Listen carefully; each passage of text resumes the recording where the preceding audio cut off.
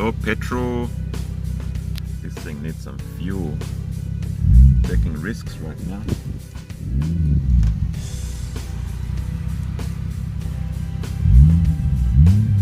Just in case some of you guys missed the 7am, the good old 7am. This is some sound test for you.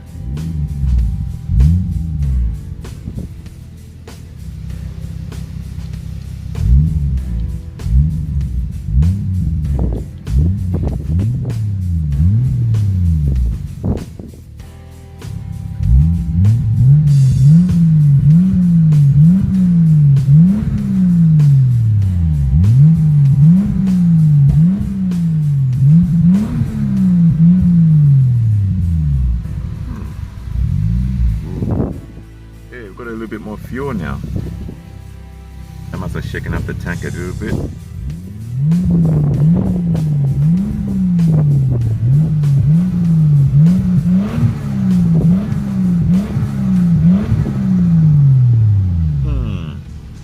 Anyway,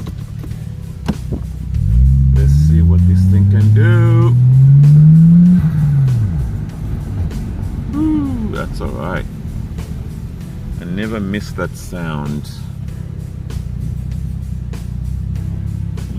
Which way should I go? Which way should I go? Go this way.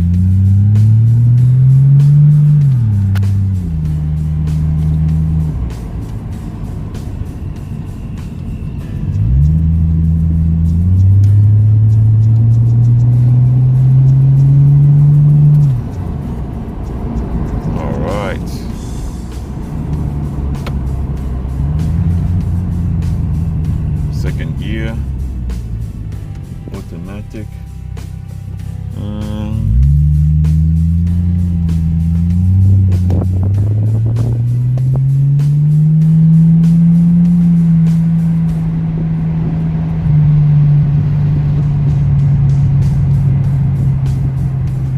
A little bit of crackling and popping. Let's start again.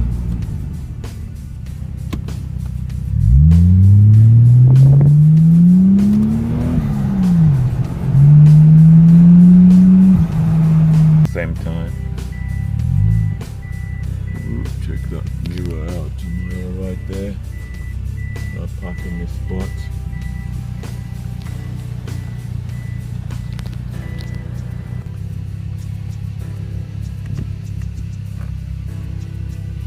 Common things that can go wrong with the Supra.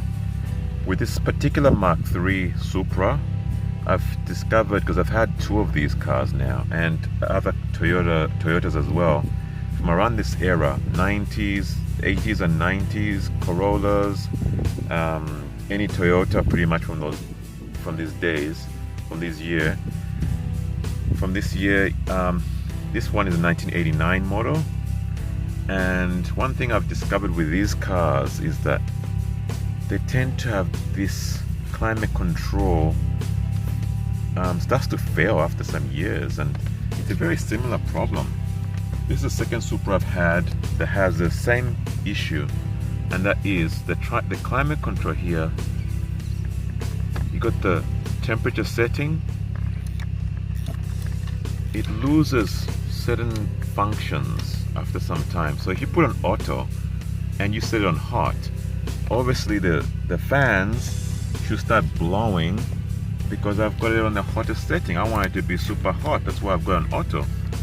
But sometimes you won't get anything and you have to sort of play with it.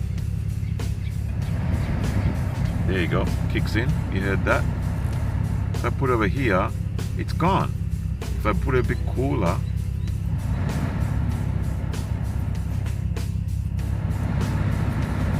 see? It's on and off. So now it's blowing, like warm air, 25 degrees Celsius. But if I want to go to 30 or full heat, it won't allow me. And if you tap this, it's actually working now at very low speed. So what I'm going to do is I'm going to tap, I'm going to jiggle this little sliding switch.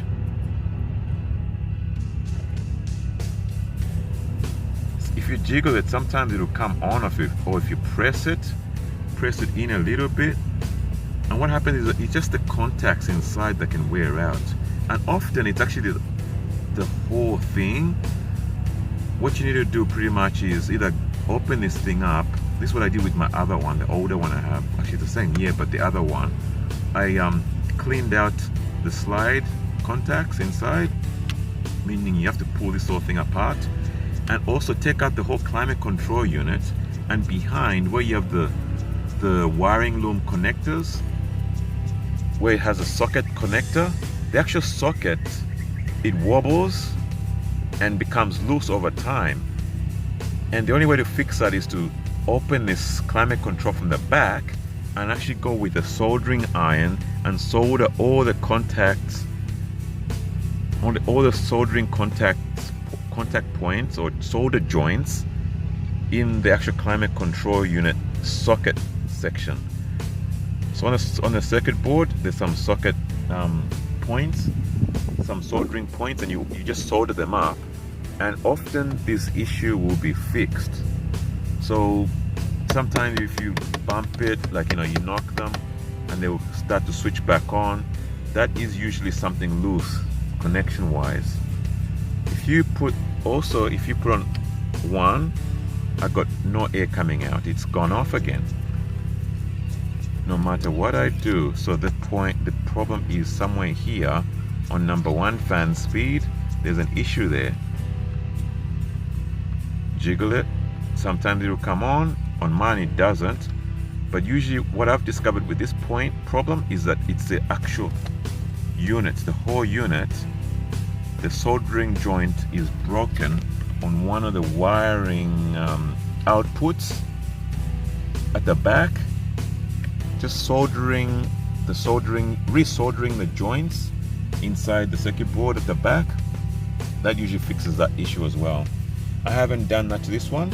That is one thing I'll have to do in the near future.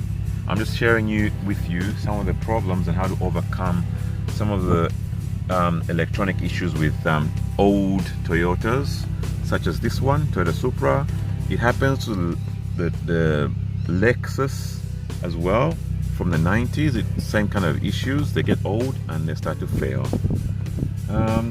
What else is wrong with this thing, or common issues? The common issues as well with these dash instrument displays is that the globes behind the unit, they start to go out slowly, and you start to notice that things are not lighting up, such as the odometer reading here. It doesn't light up when you actually switch on your lights. So I've got my lights on now, they're popped, but this is not lighting up, and many of the globes in this instrument cluster, they actually don't switch on anymore. So I've got to look into that. It could be a simple fuse with these ones, and it could just be that the globes are blown behind there and it needs to be removed and serviced. Another project for me to do in the near future. One other thing that is not an issue, but it's really, really annoying, is the roof. This one here, you gotta open the door to switch that on. There we go. They go dim. The globes go dim as they get older, and with this one, if you want these globes to be bright again, either change them to LED ones or replace them with brand new globes that will light them, that will refreshen them up as well, and that switches off when you shut the door. There we go. And that one there is actually the reading lamp. You can have one there and one on the passenger side, and then the other one, just when you open the door, same, it's okay, it uses the same ones. Switch them off. Let's see, something annoying about this car is this roof here. This roof here is a removable top. It's called the Aero Top on the Supras, and they're screwed in with bolts. Sorry, it's getting a bit dark now, so we're gonna look at that later, maybe another day. Well, that's enough of issues today. That's enough of the issues. Switch this back on, lights are on. Automatic. A lot of people don't like automatics, especially in Supras. In a sports car, a lot of people want the manual. That's one down thing about this car, is that it's automatic and it's got a turbo engine, 3-liter turbo engine with an automatic. It makes you wonder, why didn't they just make them all manual? But unfortunately, most of them were automatic, and I have the automatic one. I actually don't mind it because I like to cruise a lot. I'm always just cruising, and sometimes I'll have a camera in one hand, so this frees up one of my hand. I can hold a camera with this hand while I'm driving with this one. Shouldn't be doing that, but once in a while you have to do that to demonstrate some slow speed activities. It's got power button there and a manual button. That's actually one thing that's really interesting about this car, is that it actually, you can actually see it right here. It changes. You got power mode, you got economical mode. Let me start again. You got power mode, you got manual shift, and you got economy shift patterns. Now I'll just explain real quickly. When you're in power mode, the transmission, even though it's in drive, if you put into drive, it will shift through the gears 1, 2, 3 and into 4th. It will hold the gears longer, and it will down change when you're decelerating. It will down change for you as well, just to keep you in that power band ready to go. When you are in, what's next here, economy mode, that economy mode actually just makes the gear shifts slower. It will hold each gear. It will take longer to change out of, it will change out of the gears much quicker, which means you will be traveling in a higher gear at a lower speed to help you save petrol.